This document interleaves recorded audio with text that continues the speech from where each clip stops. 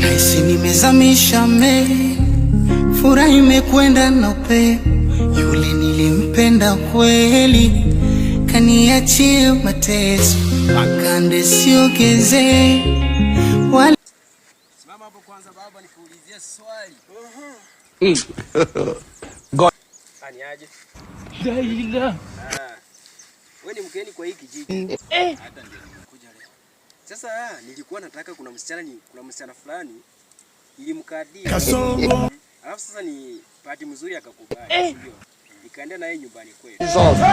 Sasa yule msichana kuna siku yani amenitembelea mara ya kwanza akaenda, akanitembelea mara ya pili akaenda. Alafu yule msichana kuna vitu alinipepea. Na ulimpatia fare? Sikumpea fare, alichapa leta. Yeye inafaa atembee kwa miguu.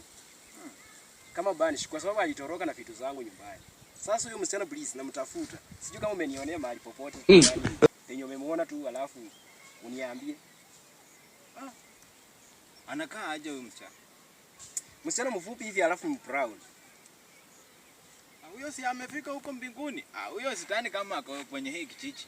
Yeye. Bana mimi niko na stress nyingine kibao, yani vitu yani nimechanganyikiwa mambo yenyewe hata sijia ya yeye. Hizi mambo ni matatu. Akikosea anahama Kenya.